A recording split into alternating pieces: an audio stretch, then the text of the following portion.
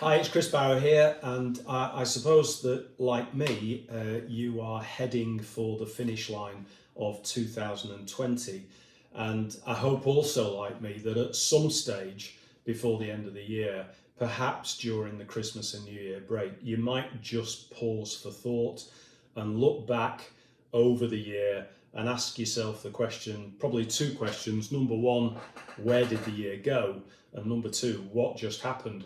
And in some respects, we can look back on 2020 as being a year of four very distinct quarters. The first quarter of the year, January, February, March, I think that could almost be summarised by the phrase pandemic. What pandemic? Isn't that something that happens to other people?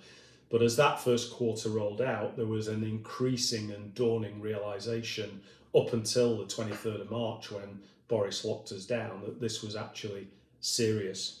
And of course, we then moved into the second quarter of the year, and the second quarter was dealing with the shock of lockdown 1.0.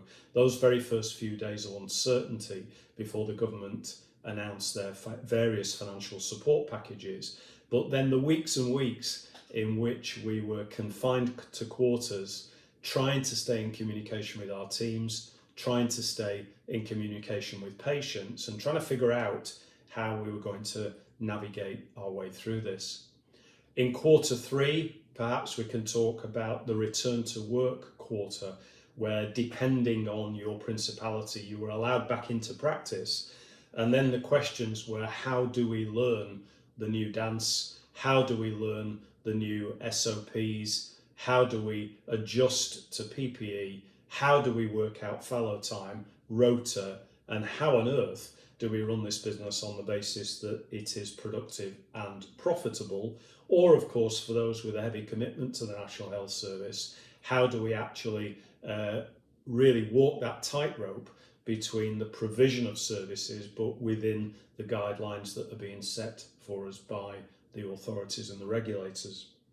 And then in quarter four, well, that's been an interesting last 3 months to the year. It's been a quarter that's been about lockdown 2.0. It's been about tiered approaches to trying to hold back the transmission of COVID-19. And it's been up, down and sideways in Q4, trying to hang it all together with both patients and teams either subject to transmission or living or caring for people who have caught COVID, trying to organise rotas. And of course, interestingly enough, in the private sector in Q4, trying to deal with what has become an unprecedented demand for private dentistry from an existing community of private patients and also new arrivals from the NHS community who have been looking for practices to register with. And so now we've had the additional anxiety of trying to triage the appointment book between existing and new patients,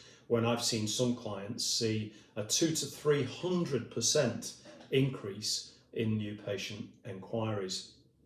So as we move into the new year, is there anything about which we have certainty? Well, in some respects, no, because we don't know whether the easing of lockdown over Christmas is going to result in another increase in transmission, although it seems likely that that will be the case. Nor do we know when the effects of vaccine will become widely felt in the community, such that initially politicians may have the courage to say stand down based on the science. And also, of course, within dentistry, our own regulators and authorities may have the courage to say that it's time to relax on the patient journey, relax on fallow time, even relax on PPE. My personal view, it's going to be a long time before we see that coming. So generally, the advice that I'm giving my clients at the moment, I think, is that of a committed marathon runner of many years. And the mantra is pace, not race. I believe that it is going to be a relatively long time before we see any semblance of normality. And so these groundhog days that we've got ourselves into of eat, sleep, work, repeat I believe they're going to go on for some considerable further time.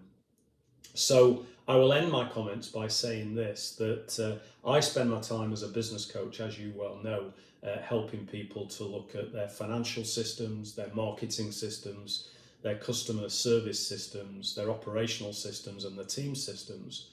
But I've spent more time than ever this year talking to clients about their own personal extreme self-care.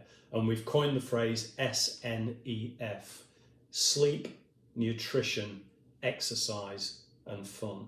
And it's going to be really important that you maintain that balance between your personal and your professional life as we move into the new year. So for now, I want to thank the whole dental community who have been an incredible privilege to work with this year. And I remain confident about a few things. I remain confident about the need for dentistry in the communities in which we live. I remain confident that the way that we've pulled together as a community within dentistry is something that's going to stick, that it's going to last, and that there will be positive repercussions of that going forward.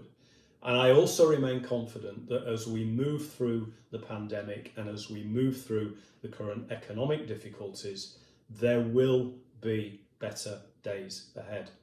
And with that thought, I wish you a very Merry Christmas, an incredibly happy and safe New Year, and I look forward to carrying on our conversations into 2021 and beyond. Merry Christmas.